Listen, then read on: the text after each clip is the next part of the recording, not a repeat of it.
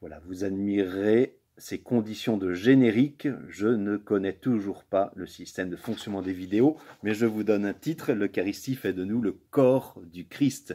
Ces dernières fois, nous avons vu comment l'Eucharistie était le rappel, la représentation, c'est-à-dire comment on rend présent le sacrifice unique de Jésus-Christ, le Christ qui est l'agneau pascal. Nous avons aussi parlé de la liturgie qui nous aide à passer d'une prière personnelle à une prière communautaire et donc qui nous donne des rites pour objectiver cette prière. Et aujourd'hui, donc, j'aimerais revenir plus sur cette idée, l'Eucharistie fait de nous le corps du Christ.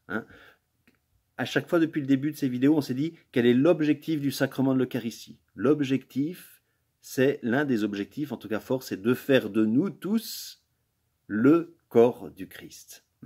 Et donc, je vais revenir sur quelques éléments. Rappelons-nous, à l'origine dans l'Évangile, Jésus institue ce sacrement au cours du repas pascal, et donc il rassemble ses apôtres autour de lui, apôtres très divers, dont ceux qui le trahiront autour de cette table. Mais là, il veut constituer le corps des apôtres. Et chaque fois qu'est célébrée l'Eucharistie, c'est un corps qui est constitué. Donc c'est bien cela aussi que nous, on peut pressentir en ce moment de confinement, de dire, mais dans le fond, nous ne communions pas au corps du Christ, nous ne retrouvons pas nos frères et sœurs.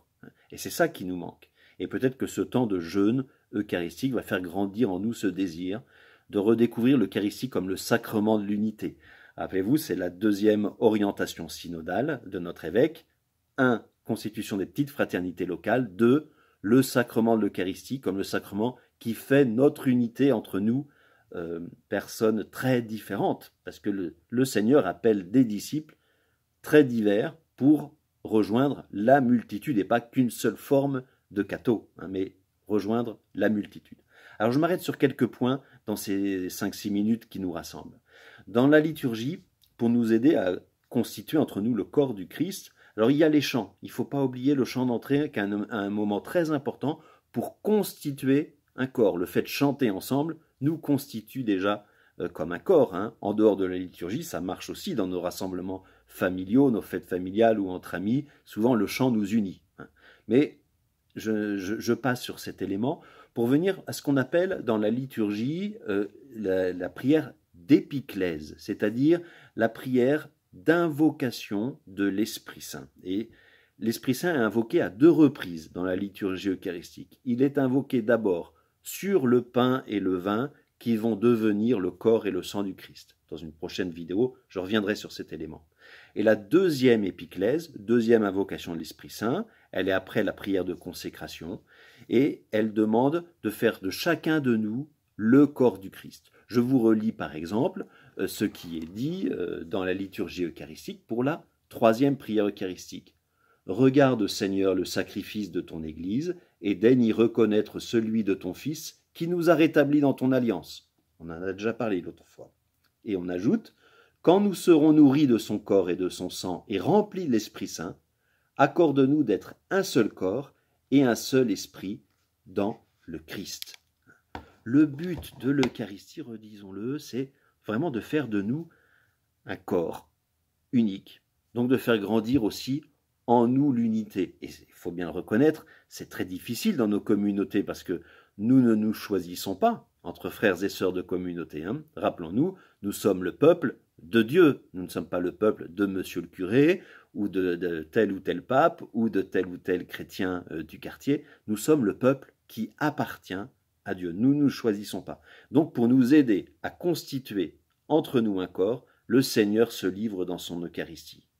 Et donc cette épiclèse, cette invocation de l'Esprit Saint, va nous aider à nous souder jusqu'à ce que nous atteignions un point d'étape très important, c'est la prière du Notre Père. À un moment donné, nous allons dire tous ensemble Notre Père. Nous ne disons pas mon Père qui est aux cieux, mais Notre Père qui est aux cieux. Et donc cette Eucharistie va faire grandir cette fraternité tout d'abord entre nous et après à vivre avec l'ensemble du monde.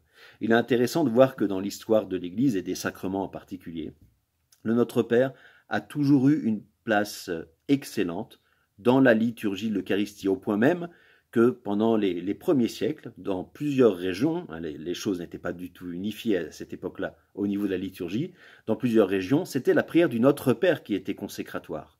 Et il reste d'ailleurs encore un rite dans l'Église, je crois que c'est au sud de l'Inde, qui a été reconnu par le pape Benoît XVI, mais une prière eucharistique où, par exemple, il n'y a pas la prière consécratoire, prenez et mangez, ceci est mon corps, mais c'est la prière du Notre Père qui vient consacrer le pain et le vin. Tout ça pour vous dire, voilà, l'Eucharistie, l'objectif, faire de nous un corps. Et puis ça va se manifester, je vous le dis, dans le Notre Père, mais après dans le moment de la communion.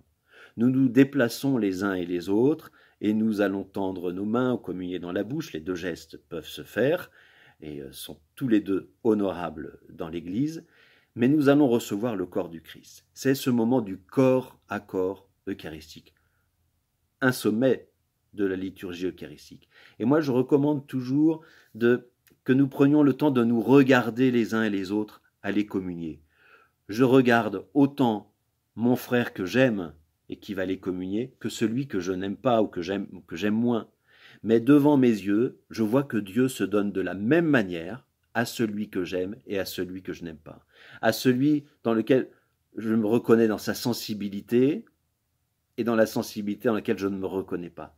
Devant mes yeux, le Christ donne totalement son corps, ce qu'il a, entièrement, à mon frère, à ma sœur et à moi-même. Nous devenons, on peut utiliser cette expression, les uns et les autres, une fois que nous communions, nous devenons tabernacle du Dieu vivant. D'où cette petite question que l'on peut se poser, hein. Qu'est-ce que je fais de mon frère qui vient de communier à la sortie de notre messe? Est-ce que je vais tout faire pour l'honorer comme j'honore le Christ, de manière très juste, quand nous passons devant le tabernacle, nous faisons une génuflexion, nous le saluons. Est-ce que je salue mon frère ou ma sœur de la même manière, avec le même respect, lorsqu'il a reçu dans son propre corps le corps du Christ et qu'il est devenu lui-même un tabernacle? Je vous laisse cette petite question. Et puis un dernier élément que je voulais vous donner, parce que il ne faut pas l'oublier, dans une première vidéo, je vous avais dit, vous savez, on est tendu vers le royaume qui vient, vers le retour du Christ, et l'Eucharistie nous unit au corps de l'Église qui est là sur cette terre, mais aussi à l'Église du ciel.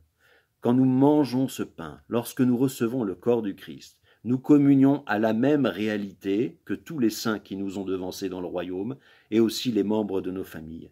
C'est à ce moment-là, nous participons à la même réalité. Je le redis souvent pour les personnes en particulier, par exemple un couple qui est séparé par la mort, qu'il sache, celui qui est resté encore ici sur cette terre, qu'il communie à la même réalité que celui qui est déjà dans l'Église du ciel.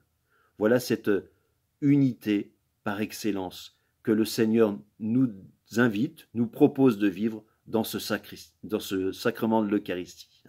L'Eucharistie fait notre unité entre nous et avec l'Église du ciel. C'est quand même un merveilleux cadeau.